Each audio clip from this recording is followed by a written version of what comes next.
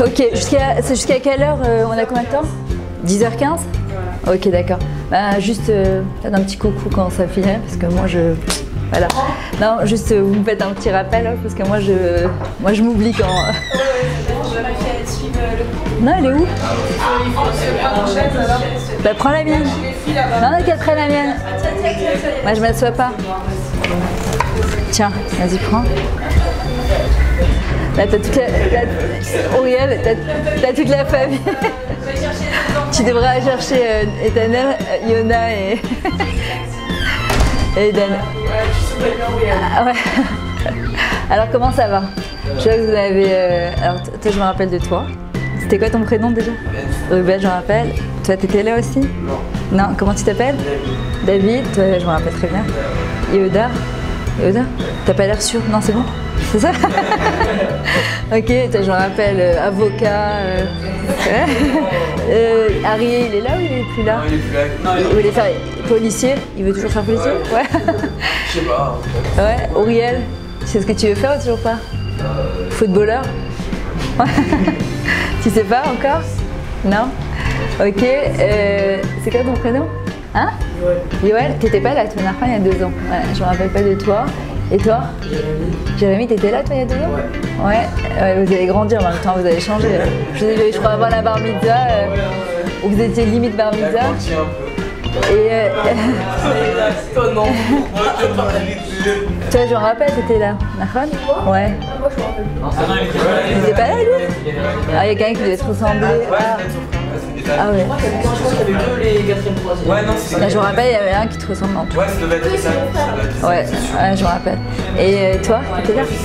T'étais là quand... Raphaël, et toi? Gad, t'étais là aussi? Non plus, ok, d'accord. Ok, est-ce que d'abord il y a un sujet que vous aurez voulu traiter? Moi j'ai choisi quelque chose pour vous de sympa, enfin que moi je l'estime sympa en tout cas.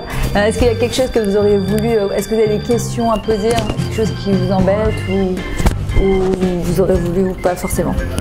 Non? Ok, alors moi ce que j'ai choisi, pour vous en tout cas, c'est l'art d'être soi-même. C'est apprendre à être soi-même et... pas facile, hein. Surtout dans la génération dans laquelle on vit, où... Ah non mais je m'encule parce que j'aurais pas de me prendre avec mon foulard et mon truc 2 minutes. Non mais pas moi, je vais en mettre un petit peu, juste là, parce que avec mon foulard, j'aurais pas de me prendre le truc. Ok, c'est qu'on appelle ça le fait de ne pas être influencé par notre entourage. Honnêtement, qui c'est qui a l'impression de faire ses propres choix ou qui a l'impression d'être plutôt influencé par la société?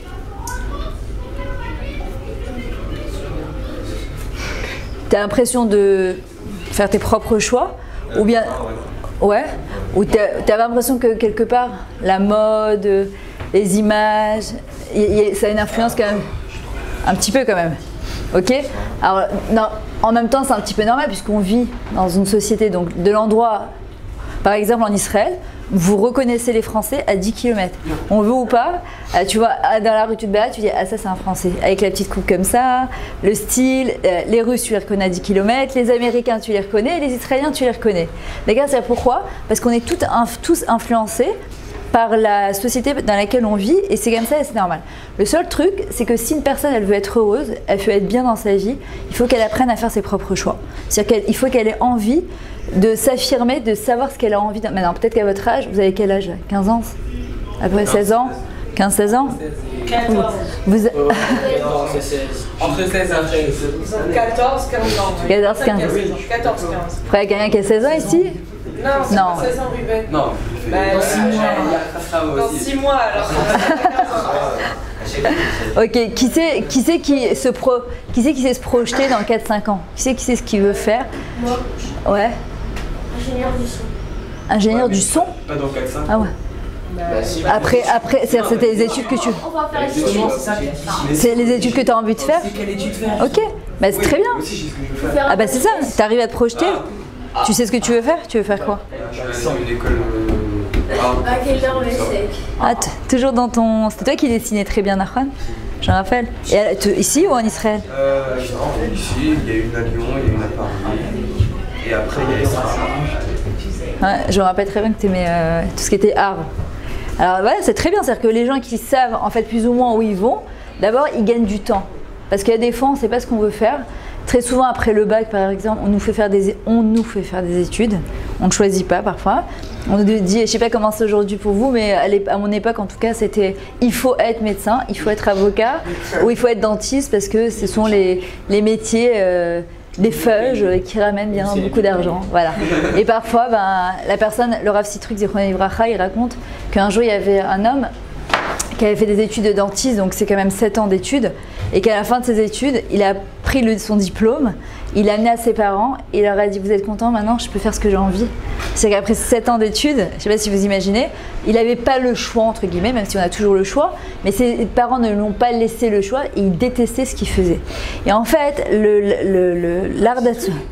Pas lui. Il raconte que quelqu'un est venu lui voir, un dentiste, il lui a dit « Une fois que j'ai fini d'être dentiste, j'ai eu mon diplôme, je suis partie voir mes parents, je leur ai dit voilà, vous avez eu ce que vous voulez, maintenant est-ce que vous pouvez me laisser devenir ce que j'ai envie de faire ?» Moi, le cousin de mon mari, il est artiste dans l'âme pareil, il joue très bien de la guitare et du piano, il compose ses propres chansons. Et comme son père est l'expert comptable, au début il a dit maman, je vais faire expert comptable quoi. Et puis voilà, il a détesté, au bout d'un an il a arrêté, après il a fait avocat. Parcours classique. Et là il s'est mis complètement dans la musique. Et en fait le but c'est pas seulement aussi de ramener une part à ça et que de l'argent. Le truc aussi c'est quand même d'aimer un petit peu ce qu'on fait. C'est-à-dire que si j'aime pas ce que je fais, le matin, je suis pas motivée pour me lever. Vous aimez venir à l'école? Non. C'est l'âge. Non mais qui c'est qui aime venir à l'école? Waouh. Tout ça. Hein? Ça te dérange pas? C'est-à-dire tu fais ce qu'il y a à faire. Bon, en même temps, jusqu'au bac, vous devez sortir au moins. Vous devez quand même venir à l'école, à moins un minimum de bagages. Il y a des fois des choses qu'on fait dans la vie qu'on a envie, on n'a pas envie, on aime, on n'aime pas. Il n'y a pas trop le choix. Mais après, on va dire en grandissant, vous allez un petit peu vous affirmer et de savoir ce que vous avez envie de faire, parce que c'est important de ne pas se laisser que influencer par la société. Mon copain il est devenu ingénieur en informatique, moi je vais devenir ingénieur en informatique. Et puis en fin de compte, ça ne me plaît pas du tout. D'accord? C'est-à-dire, celui-là il est devenu ça, alors je vais faire comme lui. Mais moi, je suis où dans tout ça? D'accord? Qu'est-ce qu'il disait Hillel Hazaken? Imanalini, Mili, Imlolani, Miani, Vimlo Larshab et Matai. Ça, c'est une phrase que vous devez vous rappeler par cœur. Si moi, je ne suis pas pour moi, personne ne le sera. C'est-à-dire que si moi, je ne me fais pas des compliments, si je ne me dis pas que je suis beau, je suis bien, je suis quelqu'un, voilà, attends jusqu'à demain, peut-être à 120 ans, on t'en fera. D'ailleurs, malheureusement, vous voyez que dans les spédimes des gens, une fois qu'on les enterre, on leur dit « Ah, il était bien, super ». Et de son vivant, on lui a dit qu'il était quelqu'un de bien, le pauvre, et on a attendu qu'il parte de ce monde pour dire que c'était quelqu'un d'extraordinaire. Et c'est pour ça qu'il est à Zaken, il dit « Ne sois pas en attente du compliment de l'autre, ne sois pas en attente de la personne qui va te dire « T'es génial » ou « T'es bien », ni de tes parents, ni de tes profs, ni rien du tout. Toi, tu dois savoir qui tu es et qu'est-ce qui est bien pour toi. Pourquoi? Parce que tu verras que c'est exactement le contraire. À partir du moment où tu sauras qui tu es, et que tu sauras te juger à ta propre valeur, avec tes bons côtés et tes côtés qui te dérangent, tu verras que les gens, ce sont le reflet de toi-même. Si tu te dis toute la journée, qui c'est qui se dit ça de temps en temps? Je suis bête. Ah, de quoi? Parce que je lui ai dit quoi? Je dis des mots en hébreu? Ah, excusez-moi, c'est tellement naturel. J'ai dit quoi? La vérité. Ah, Bémet, c'est la vérité, ouais. Qui c'est qui se dit de temps en temps, qu'est-ce que je suis bête, je suis nulle, j'y arriverai jamais? Ouais. Ok. Non, il a fait. Non, mais j'aime votre honnêteté parce qu'il n'y a que comme ça qu'on peut avancer. D'accord. Vous le dites souvent. Et pourquoi vous dites ça? Non, mais quand on n'arrive pas à quelque chose, par exemple. Ok. Et est-ce que ça justifie le fait que parce qu'on n'arrive pas à quelque chose ou dans un domaine, non, on est emporté dans la chose. Nahon. Alors en fait, le truc. Nahon, exact. Non, mais je sais. Ouais. Non, je ne sais pas ce que vous savez ou pas. Donc le truc, c'est que c'est vrai ce que tu dis. Parce que quelque part, tu dis, sur le coup, tu es tellement énervé que tu dis, mais qu'est-ce que je suis nulle, mais qu'est-ce que je suis bête. Et en fin de compte, il faut faire très attention à la manière dont on se parle. D'abord, les gens, je veux dire, ils vous respectent si vous respectez. Si, nous, on croit que c'est le contraire. Si tu me respectes, alors je vais me respecter. Si tu me dis que je suis bien, alors je vais me trouver bien. Pas du tout, n'attends rien, ne sois en attente de personne. Toi, tu dois savoir qui tu es, avec tes bons côtés et tes mauvais côtés. Il n'y a que Dieu qui est parfait. Nous, on n'est pas parfait. Et si j'attends d'être parfaite, je peux attendre toute la vie. Parce que comment on devient parfait, entre guillemets, c'est avec l'expérience de la vie. D'accord? On ne devient pas parfait du jour au lendemain. Je te donne un exemple. Quand j'étais à l'école, il y a une matière où je ne réussissais absolument pas, c'était les maths. et la physique. C'était un truc, mon cerveau il doit être fait à l'envers, j'en sais rien. J'ai pris des cours particuliers, ça passe pas, je comprends rien. C'est comme si tu me parlais en chinois. Mon fils il est très fort en maths, parfois il veut m'expliquer des équations et des trucs. Je lui dis laisse tomber, je comprends rien, j'arrive pas, ça passe pas. Et donc très très longtemps, j'ai cru que j'étais bête. Parce qu'à l'époque, pour être très intelligent, il fallait être bon en maths. Mais c'est pas vrai. Enfin, quelqu'un qui est artiste, c'est pas grave, c'est pas bon en maths. Il a quelque chose d'autre à apporter dans ce monde que des mathématiques. Et heureusement qu'on n'est pas toutes des mathématiciens, ça serait très très ennuyant. On parlerait que tous avec des 1 plus 1, qu'avec des logiques. Et il est où le réglage, elle est où l'émotion? On n'est pas obligé tous d'être dans... Il m'a fallu beaucoup de temps pour comprendre que j'ai une autre forme d'intelligence que celle des maths et de la physique. Moi je me rappelle ma prof de physique, elle disait à ma mère, mais on est 3 filles et 3 garçons. Et les 3 sœurs, on avait beaucoup de mal en physique et en maths, d'accord? Particulièrement en physique. Elle disait, mais madame Lévy, vous avez fait des cas, hein, c'est des cas vos filles, mais c'est pas possible. Parce qu'à l'époque, je me rappelle, elle nous a expliqué les électrons qui tournent autour du noyau. Et je la voyais en plus, elle était étudiante, et les électrons, ils tournent. Et je me dis, mais qu'est-ce qu'il raconte? Quel électron? C'est toi qui compte quel noyau? Mais je comprenais rien du tout. Et même, parfois, ça m'arrivait de m'endormir en contrôle, tellement je comprenais rien. Je disais, quand même, Lévy, vous exagérez. Je veux bien. Je dis, je veux bien que vous ne comprenez pas. Mais vous endormir en plein milieu de contrôle, là, mais quand même, mais je comprenais rien. Et pendant très longtemps, j'ai cru que j'étais bête. Et après, avec le temps et les années, j'ai compris que, premièrement, non, je suis pas bête. Il y a des domaines de ma vie où je suis plus intelligente. Et en fait, c'est sur ces points-là que je vais me centrer pour pouvoir avancer dans ma vie. Donc déjà, une première chose, si vous voulez qu'on vous respecte, si vous voulez qu'on vous fasse des compliments, si vous voulez qu'on vous trouve bien, il faut déjà que vous-même vous vous trouvez bien. C'est que même si vous avez fait une erreur, ce qui arrive à tout le monde, d'accord, on est des êtres humains, on n'est pas Dieu, c'est ne jamais se dire qu'est-ce que je suis bête. Non, donc d'abord, je ne suis pas bête pour autant. C'est pas moi qui suis bête, c'est pas moi, c'est ma personnalité ou mon moi entier. C'est ce domaine-là, j'ai fait un acte qui n'était pas bien. Regardez, même dans la tchouva, quand on fait tchouva, quand on se comporte pas bien avec Hachem parfois, on ne dit pas je suis un rachat. Je suis un pécheur. Non, pas du tout. Dans ce domaine-là, je dois faire tchouva. Ça veut dire que je suis quelqu'un de pas bien. Je reste l'enfant d'Akadosh Baruch Hu dans n'importe quelle situation. Mais dans ce domaine-là, je dois faire tchouva. Parce que si je me dis, ça a dû certainement vous arriver, vous êtes tous bar mitzvah, nachon, qu'après la bar mitzvah, on a quand même un très gros yetzera. Avant, on a envie de mettre les tefs et après, on n'a plus trop envie de mettre les tefs. Qui c'est qui a du mal à mettre ses téphilines aujourd'hui? Qui c'est qui quoi? Qui a du mal à mettre ses téphilines? Ouais, tu n'y aimais pas tout le temps? Ok, pourquoi t'as du mal? Non, parce que... Ça te passe pas par la tête? T'oublies? Non, ouais, je vais à l'école, je les mets, je suis chez moi, si je suis dimanche, j'ai pas envie de les mettre, je les mets pas. Parce que mais tu te poses la question ou même pas? C'est naturel. Hein? C'est naturel. C'est naturel, pour moi, je sais pas, je vais pas les mettre tout le temps. Quand je suis à l'école, je les mets, c'est pour respecter. Quand je suis chez moi, je suis à ma façon. Ouais, tes parents, ils sont pas très... vous êtes heureux? Non? Ouais, c'est pour ça aussi, t'as l'influence aussi de... Ouais. C'est peut-être pas quelque chose de clair dans ta tête, quoi. C'est comme si tu me dis... les téphilines, au niveau spirituel, comme tu me dis... Il y a des fois j'ai envie de respirer, et des fois j'ai pas envie de respirer. Bon, si non, j'avoue, c'est important aussi de les mettre à chaque fois, parce que ça te prend le bras, ça te serre, c'est... Oui, mais... alors, en fait, ouais, voilà. Non, en fait, il faut être honnête avec soi-même. C'est-à-dire que ça nous saoule. Oui. Non, honnêtement. Non, c'est plus... En fait, la seule manière d'avancer dans la vie, dans n'importe quel domaine, hein, c'est d'être vrai avec soi-même. C'est-à-dire que si tu dis ça prend le bras, c'est saoulant, il y a des fois on va se mettre des trucs super moulants parce que c'est classe, puis on va avoir le muscle jusque là, puis on va marcher comme ça, maintenant on crève de chaud, on n'en peut plus, mais bon ça fait un peu classe, tu vois, donc il n'y a pas de problème. En vrai c'est des prétextes, c'est pas... Et toi Auriel, tu les mets ou de temps en temps? Oui, non. Tout le temps? Il les met, mais il a dit c'est difficile. C'est dur pour toi de les mettre? Ouais. Ouais, pourquoi? En fait, c'est quoi la démarche que tu as dans ta tête au moment où tu dois les mettre et tu me dis ça me saoule, j'ai pas envie de les mettre?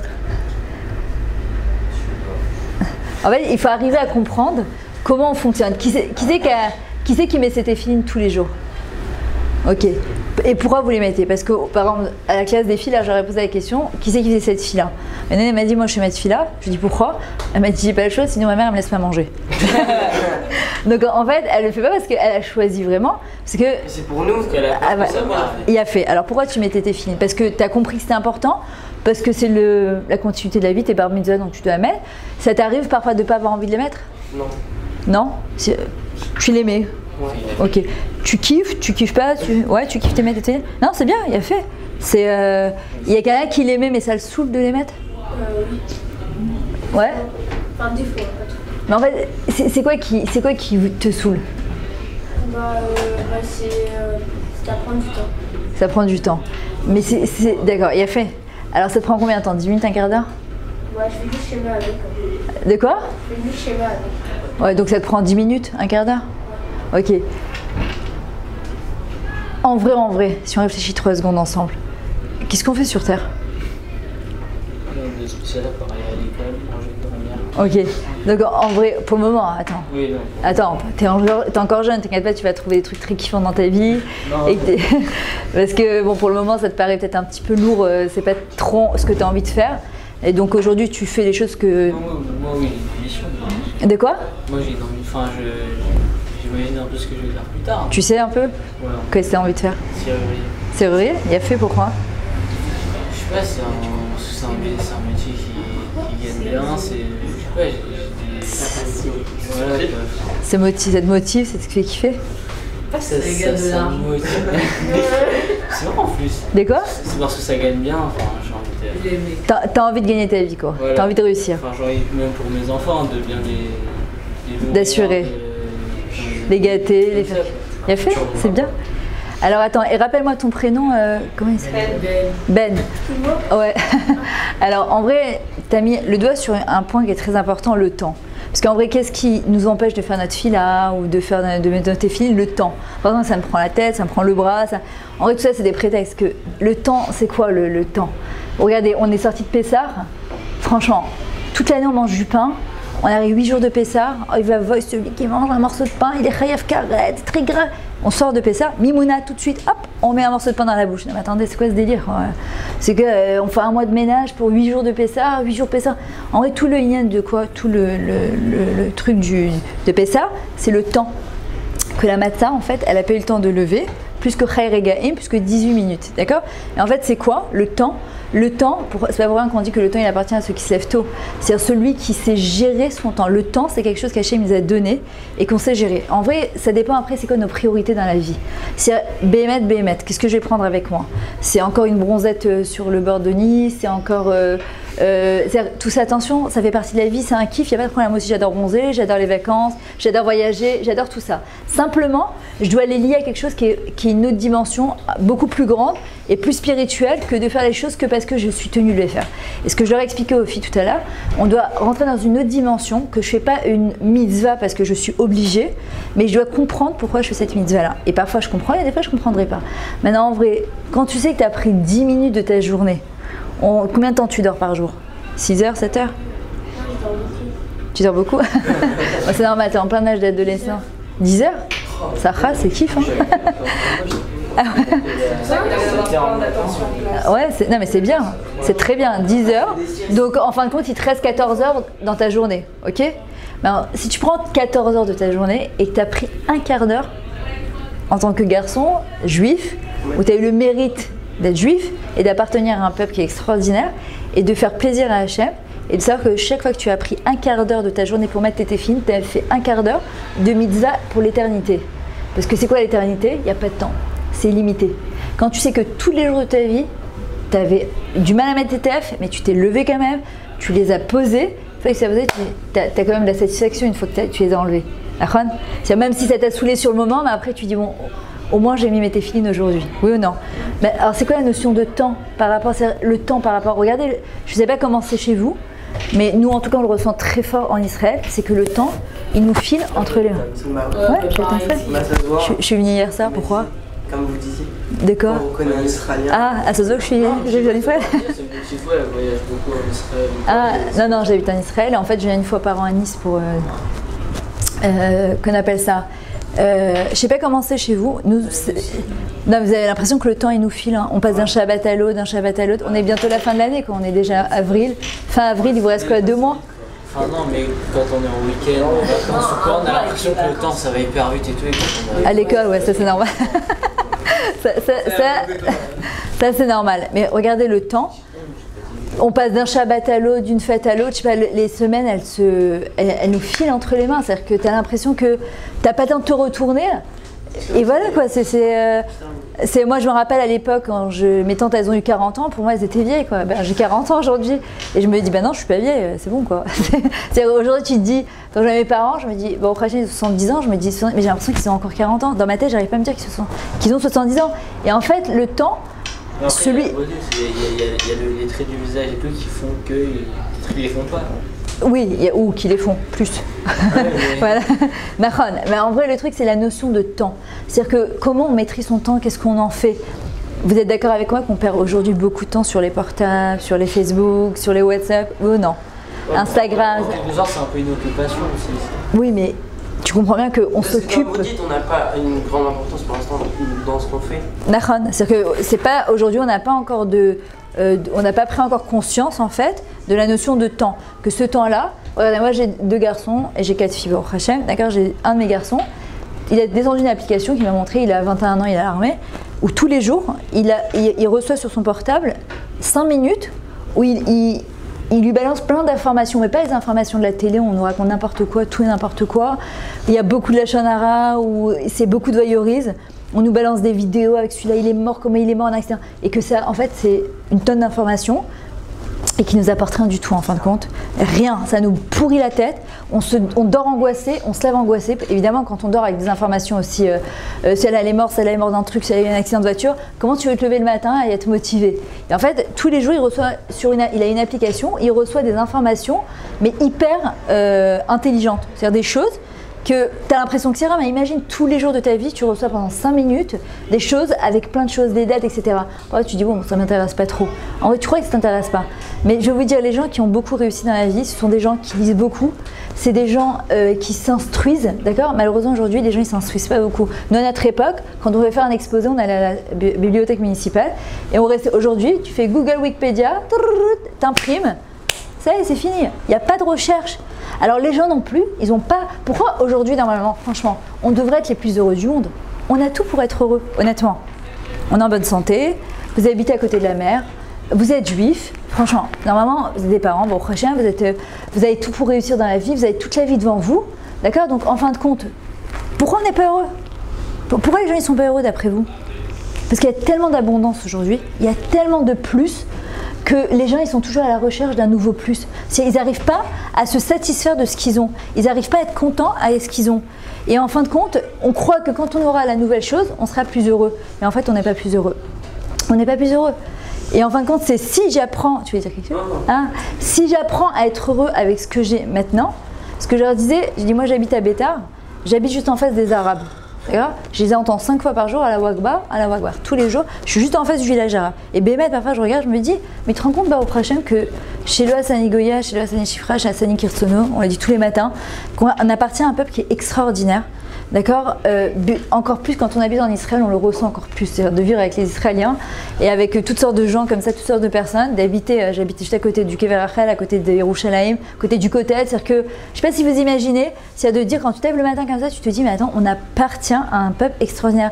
La Torah, je vais vous dire quelque chose. Moi j'ai mis du temps à comprendre ça parce que moi aussi j'ai fait école juive et on m'a pas expliqué la Torah de cette manière-là. On me l'a expliqué surtout sous une forme de tu dois faire, si tu fais t'es récompensé, si tu fais pas t'es puni. Bon, à un moment, tu grandis, tu dis, bon, si c'est ça la Torah, franchement, moi, ça me convenait plus en tout cas. Et en fait, la Torah, c'est pas une religion. La Torah, c'est pas. Moi, souvent, on me dit, non, mais chez eux, c'est un mode d'emploi. C'est un mode d'emploi. Moi, j'appelle ça du développement personnel. Pas shoot. C'est une façon de dire. Complètement.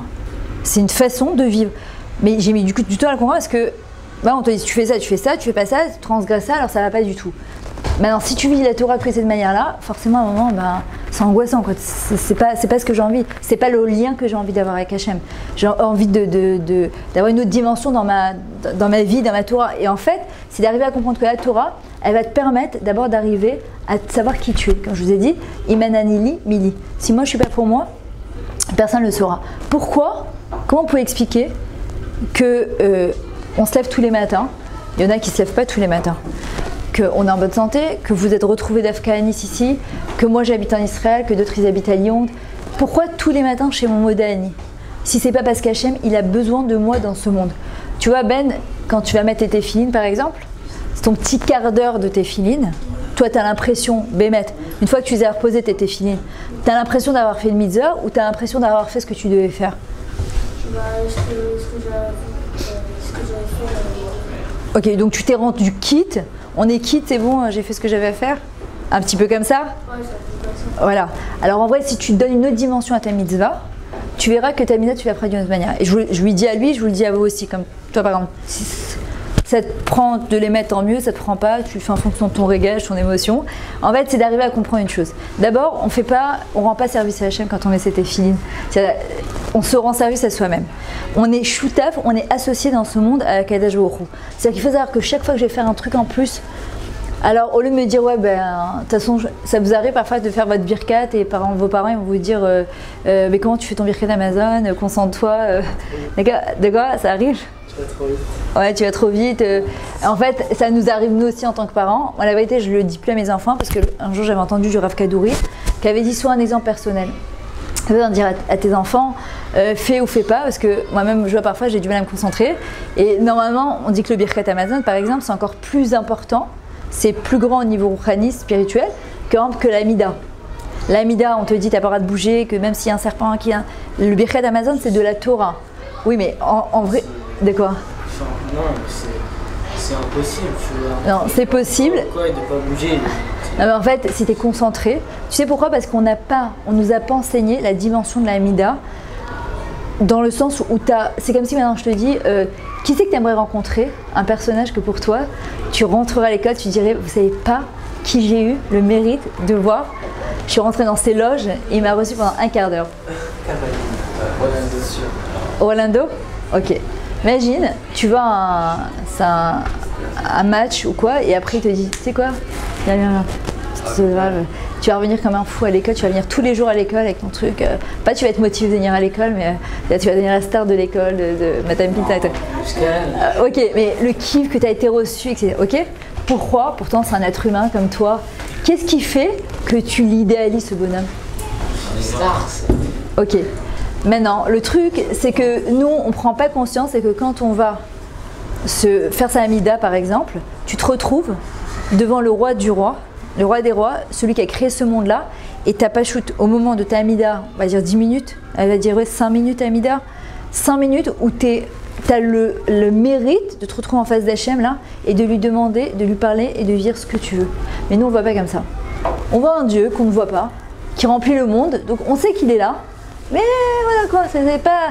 Mais si on se disait, comme il disait Rabbi Elimelech Mezinsk, mais tu sais devant qui tu te trouves juste à ce moment-là, que tu as la possibilité de lui demander ce que tu as envie, de prier, ça serait une autre dimension. Et en vrai, pourquoi on te dit ne bouge pas? Parce que si tu étais devant Rolando, franchement, Rolando, je veux qu'on l'appelle Ronaldo, d'accord? Est-ce que tu répondras à ton portable? Tu t'en fous.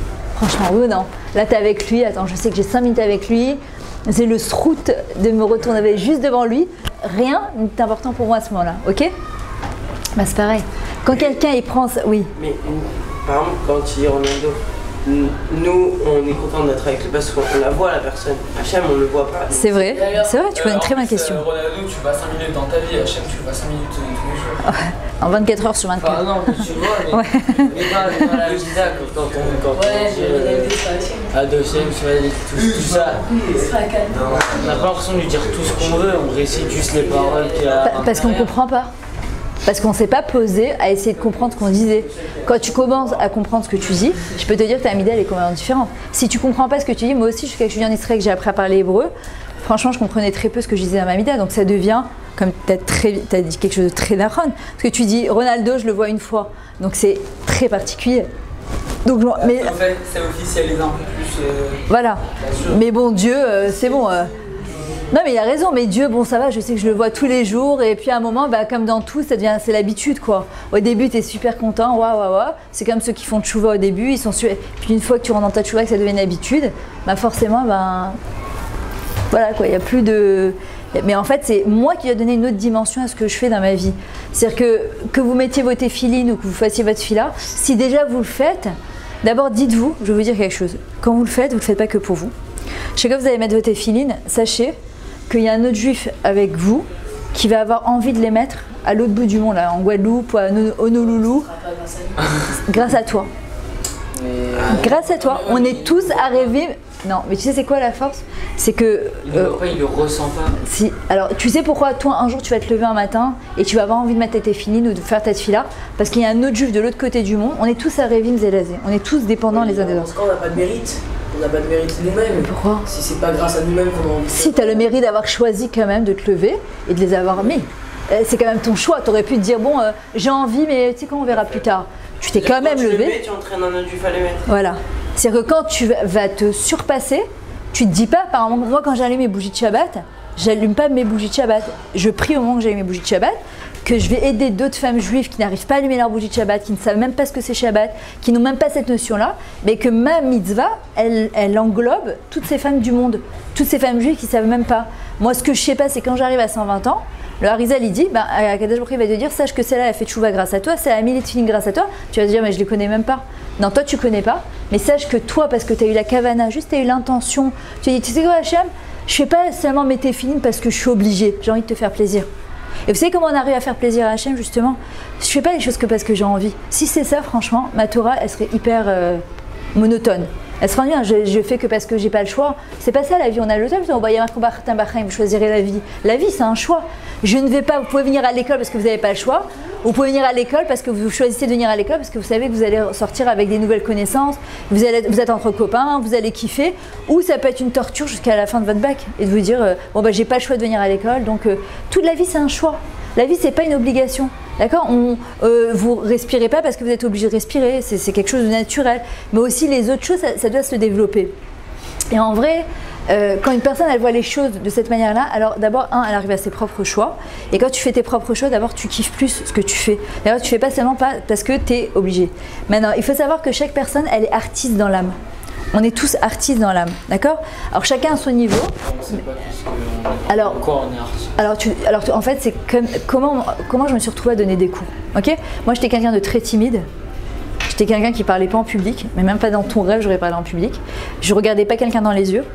Je parlais, on comprenait rien ce que je racontais, d'accord? Alors les gens ils me disent mais c'est pas possible. Les gens qui m'ont connu me disent j'arrive pas à croire que tu es devenue conférencière. Et il y en a qui me connaissent aujourd'hui qui me disent j'arrive pas à croire que tu étais timide. Et en vrai, la nekuda, le point spécifique, où c'est le plus dur pour vous, sachez que c'est là où il y a votre plus gros potentiel dans la vie. C'est-à-dire que là où c'est le plus difficile, c'est là où vous allez percer le plus. Maintenant, toi par exemple, tu sais que il y a quelque chose depuis que tu es tout petit qui te tire vers le côté artiste. Non mais c'est un kiff d'abord de savoir ce qu'on aime et ce qu'on fait. C'est une motivation. Moi par exemple j'adore ce qu'il y a des gens qui me disent parfois mais t'es pas fatigué de faire tout ce que tu fais, d'aller à Ranana, Ertilla, Natania? Si c'est fatigant, mais comme j'adore ce que je fais, bah, je suis motivée. Au début j'étais coiffeuse, j'aimais pas du tout, j'ai arrêté, ouais aucun rapport, parce que je voulais faire, c'est-à-dire j'ai fait plein de trucs et j'aimais pas ce que je faisais. Comment on sait? Bon, on doit se poser la question, qu'est-ce que je fais sur Terre? Non mais bébête, qu'est-ce que je fais sur Terre? Une mission, on est sur Terre parce qu'on la connaît pas. Et nous-mêmes on sait pas et après à la fin de cette mission on sera plus là. Oui, alors moi quand j'étais petite j'avais peur de faire ma mission parce qu'on me disait quand je finissais la mission, on mourait. Donc je me dis comme j'ai pas envie de mourir donc je préfère pas faire ma mission. Mais en vrai c'est des... Si tu la connais, tu la feras pas. Voilà, alors si, non, mais en vrai une mission ça peut être une mission de vie. Une mission ça peut être une mission de 50 ans. Qui a dit qu'une mission elle durait 5 minutes? Ouais, ouais. Donc ça veut dire que si on aime un truc et qu'on s'entraîne depuis tout petit, bah, on va pas réussir genre, sur cette chose, mais sur une chose un peu non, justement. dure. Non, pourquoi? Si tu t'entraînes, tu as plus de chances de réussir. Il a dit que le plus dur, et c'est la chose où tu as ton potentiel. Non mais justement au contraire, il y a des fois, il y a un domaine de notre vie qui est difficile et en fait à cause de cette chose-là on se dit j'y arrive pas, je suis bête, je suis nulle et en fait souvent c'est derrière cette difficulté qu'il y a notre plus gros potentiel.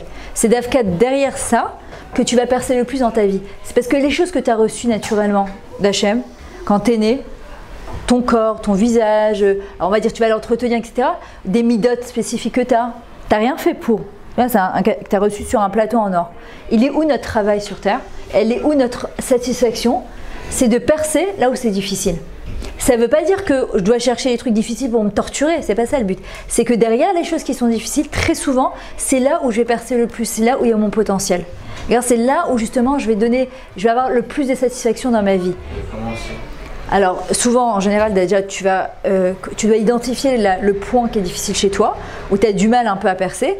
Et deuxièmement, moi je sais que j'ai toujours demandé à Hachem, je lui dis mais qu'est-ce que je fais sur Terre? J'ai pas envie de passer 120 ans comme un arbre, je suis passée, je suis repartie et j'ai rien fait de ma vie. J'ai envie le matin quand je me lève d'être satisfaite de ce que je fais, j'ai envie d'être motivée. Et en vrai, c'est en lui posant la question, qu'est-ce que je fais sur Terre? C'est quoi mon but? Qu'est-ce que je fais? C'est quoi, par exemple, si vous voulez gagner du temps, au lieu de vous poser la question, qu'est-ce que je vais faire après le bac, qu'est-ce que je vais faire? Mais demandez à Hachem. Mais je regarde là, demandez-lui, je fais quoi? Je vais en Yeshiva, je vais faire des études, je vais en Israël, je reste à Nice. De quoi? Il va envoyer un signe. Il envoie. Mais je rigole pas. Moi, je sais que avant de commencer à donner des cours, je me disais, je fais pas. Je suis partie au Kever Rachel, j'ai prié, et d'un coup, Kadosh Baruch Hu, il t'ouvre les portes, tu sais même pas comment. Alors, il te le dit pas de manière comme je te parle maintenant, mais c'est lui qui est à l'écoute de ses réponses. Hachem, il te répond.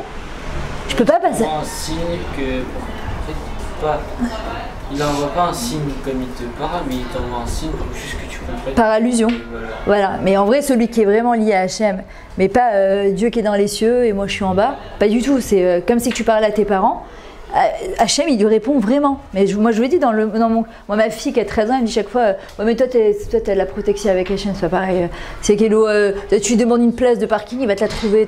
Alors, je lui dis, mais non, mais moi, je suis pas différente de quelqu'un d'autre. C'est simplement comme je lui parle toute la journée, dans n'importe quelle chose que je fais, qu'est-ce que je fais, qu'est-ce que je décide, comment je vais où, par quoi je commence. Bah, Hachem, à un moment, ça devient ton meilleur ami. Hachem, moi je le vois pas comme un dieu, celui qui il est en haut. Non, Hachem, Rabbi Nachman, il avait dit à Rabbi Nathan, Hachem c'est ton meilleur ami. Tu dois lui parler quand t'es. Voilà, exactement. C'est quand t'es heureux, quand t'es malheureux, quand. Regardez, j'ai répondu à la question tout à l'heure. Quand vous êtes face à un contrôle, ok? Vous avez un contrôle à faire maintenant. Ça vous arrive d'arriver devant l'énoncé, vous avez super bien appris et vous comprenez rien. C'est hyper énervant. D'accord? Ok. Non, mais toi, t'as pas. Non, vous avez appris quand même. Et après, dès qu'on voit la réponse à fond, je sais en fait c'était voilà. Mais qu'est-ce qui se passe à ce moment-là que vous comprenez pas l'énoncé? Qu'est-ce que vous faites dans un cas comme ça? Voilà. Ok. Vous faites quoi? Tu es face à un énoncé, tu comprends rien, tu fais quoi? Du stress. Bah, tu stresses. Hein? Tu passes à une autre question. Tu passes à une autre question. Tu passes à autre chose. L'autre. Hein? J'essaie de comprendre, mais si j'y arrive pas, je passe à une. Ok. Pareil. C'est pas si grave. C'est toujours de trouver quand même, mais si t'arrives pas, tu vas pas passer du temps sur. Ok, toi? Non. Tu passes une. Tu vas? Tu fais quoi si tu comprends rien? Si t'es devant ton contrôle, t'as révisé et tu comprends rien l'énoncé, t'es là. Tu fais quoi? Et toi? Tu fais quoi? Ah ben. J'harcèle le corps. Ah ouais? Ah, il est capable. Ouais, lui, ouais, il est capable. Dis-moi. Tu vas travailler dans le Shabak. Alors en vrai, regardez, je vais vous donner un truc que j'aurais raconté aux filles tout à l'heure. Et Bémet, moi, ce que j'ai appris à mes enfants depuis qu'ils sont tout petits. T'es face à une difficulté, t'es face à un problème. On oublie qui c'est qui nous l'a envoyé ce problème et qui c'est qui nous envoie les solutions. On croit que quand on révise et qu'on maîtrise super bien, on est devant le contrôle. Qu'est-ce qu'on dit? Ouais, yes, j'ai réussi. Et quand on rate, on dit j'ai rien compris. D'accord? Je suis bête, je suis nulle. Mais qu'est-ce qu'on dit dans la Mida tous les jours? Atachon. On dit pas que je suis bête, je suis nul que quand c'est un contrôle. Quand tu réussis pas quelque chose. Quand on dit quelque chose à quelqu'un et qu'en fait il fallait pas le dire. Mais pourquoi? Qu'est-ce que je suis bête? J'aurais pas dû parler. Pourquoi j'ai dit ça? Atachon. Et en vrai, le truc c'est pas de se dire je suis bête parce que ça va t'amener à rien. Et après tu as dit deux et tu recommences pourtant. Pourquoi? Parce que tu n'as pas compris en fait. Dans la racine, c'est de dire qu'est-ce qui m'a poussé à parler alors que je savais très bien, je connaissais les conséquences. Ça ne sert à quoi de me dire que je suis bête, etc. Est-ce que ça va me permettre d'avancer? D'abord, il faut savoir que l'expérience de vie, c'est ça qui fait de nous des gens intelligents. D'accord? On n'est pas, il y a des gens qui naissent avec, on va dire, une intelligence un peu supérieure, mais on va dire qu'il y a des gens parfois qui n'étaient pas très intelligents et qui le sont devenus. C'est-à-dire que c'est quelque chose qui se développe, qui se travaille. L'intelligence, comme les midotes, comme n'importe quoi. Maintenant, moi, je vais vous dire un truc qui m'a toujours aidé depuis que je suis toute petite. Alors, ça peut vous paraître un peu bébête, ce que je vais vous dire, mais je peux vous dire que moi, c'est ce qui m'a, et elle peut vous le dire Odette, parce qu'elle sait depuis que je suis tout le temps, c'est ce que je fais, c'est que si par exemple, je suis devant un examen, ok? et que je sais pas quoi faire, je sais pas quoi répondre, bah, je demande simplement Hachem, aide-moi. Qu'est-ce qu'on dit tous les jours? Ata noten lanu, chorma, bina, veda'at. Qui c'est qui donne l'intelligence, la compréhension, et qui c'est qui donne le souvenir? C'est Hachem. Il y a des fois, tu peux, regardez, je leur ai raconté tout à l'heure, je me suis mariée à 17 ans le lendemain de mon bac. Le lendemain de mon bac, j'étais convoquée à mon mari, le jour de mon mariage, j'étais convoquée au bac. Donc j'ai dû faire une dérogation pour pouvoir le passer un jour plus tôt. Ma mère, elle m'a dit, mais franchement, mais quelle idée, mais qu'est-ce que c'est? Et puis ton bac, bon bref. Mais non, c'est vrai que je savais que je partais en Israël un an après, et franchement, j'avais envie d'avoir mon bac, quoi. J'ai pas envie de... Quand même, malgré tout, j'ai fait 12 ans d'études, j'ai envie d'avoir mon bac. Bref. Pourquoi vous avez une dérogation pour faire le bac un jour? Ouais. Avec le directeur, j'aurais montré ma carte de mariage, que je mariais vraiment. On a dû faire un tralouine. Et ben après, ouais. C'est interdit ça. Non, mais bon, dans mon cas, c'était le bac d'Ivrit. Et bon, il s'est avéré que Minachem, c'était mon prof qui était là-bas. Donc il a été assez cool avec moi. Pas le bac français. Non, le vrai bac. Alors, vous auriez pu donner les réponses et donner le sujet aux autres. Mais non, c'est pas un oral, c'est une convocation orale. Non, c'était, ouais, ça c'était. Après le lendemain, je passais le bac philo, etc. Et en fait, par exemple, en philo, maths, c'était pas vraiment mon point fort. Et en même temps, je me disais, mais franchement, quand tu te maries, t'as pas la tête à réviser ton bac. T'as autre chose à penser que de réviser ton bac. Mais en même temps, voilà, j'avais pas ça dans la tête du tout. Mais en même temps, je voulais réussir mon bac. Donc ce que j'ai fait, j'ai quand même fait ma ishtal, c'est-à-dire j'ai révisé ce que je pouvais, etc. Arrivé devant les examens, en philosophie, j'étais pas bonne du tout, d'accord? J'étais pas bonne du tout, je comprenais rien du tout en philo.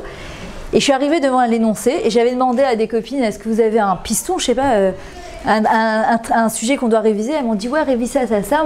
Mon rave, il m'avait dit, il faut toujours parler en philosophie de vérité et de justice.